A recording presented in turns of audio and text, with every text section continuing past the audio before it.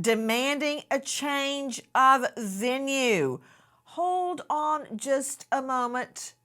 Before we get into the legalities of Bryan Kohberger demanding a change of venue in a death penalty showdown, straight out to Joe Scott Morgan, professor of forensics, Jacksonville State University, author of Blood Beneath My Feet on Amazon, host of a hit series, Body Bags with Joe Scott Morgan. I could go on. But Joe Scott Morgan, you had a really interesting insight about moving the trial to Boise. Everybody may wonder, why am I asking a forensics expert a legal question? But hold your horses. Joe Scott, jump in. Yeah, all the forensic pathologist has to do is grab their car keys and drive right down the street, or maybe even walk across the street, because that's where the autopsies were actually done on the 4 victims. And so it's not going to be a real heavy lift for them, and have them there. And just imagine that just for a second, Nancy. This idea that they're going to move this venue there where these 4 beautiful children were actually examined after the brutality that they sustained allegedly at Kohberger's hands. Howard Bloom joining us. You probably know him very well by now, all of you legal eagles, because I sure do. I felt like I knew him before I ever actually met him on air, because he's the author of When the Night Comes Falling, a requiem for the Idaho student murders.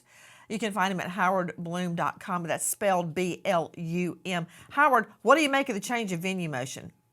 I think it's a very cynical move by the defense. What they're trying to do ultimately is buy time. Whether the trial takes place in Moscow, where it should take place, where the community needs to have its literally wounds healed, or it takes place in Boise, is not going to make a difference to the verdict. Whether the forensic examiners can get there quicker, or they have to drive several hours to get there, that doesn't make a difference. It's all going to come down to the evidence.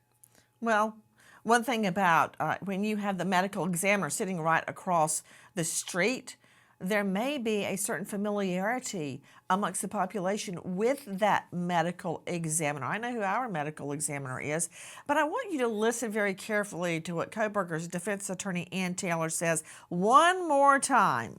Our defense team firmly, and I mean firmly, believes in Mr. Kohberger's innocence. And right now, he's being held to have a trial in a county that believes that he is guilty. If you deny a change of venue, Mr. Kohberger's constitutional right to a fair trial is denied. She believes that firmly. Okay, what does the prosecution say? Listen. We at least owe Latah County, the people of Latah County, the attempt to seat a jury here first. And not just rely on, there's been a lot of publicity. There's been a lot of publicity. It's not everywhere. Moscow. It's not Latah County. It's everywhere. So I don't think that a change of venue is going to solve any of these problems. And the state's position on venue is that the case should be held here. It's a Latah County case. We believe that we can select an appropriate panel of jurors from Latah County. And believe it or not, cult mom Lori Vallow, and I believe her 4th husband, the prophet Chad Daybell, have somehow reared their ugly heads in the middle of the Kohberger prosecution. Listen. Experts believe the judge will have a hard time denying the change of venue due to both extreme public interest in the case and tight connections in Moscow to both law enforcement and the University of Idaho. The recent decisions to move both Lori Vallow and Chad Daybell's cases from Fremont to Ada County due to publicity may further push the judge to side with Taylor and approve the change of venue.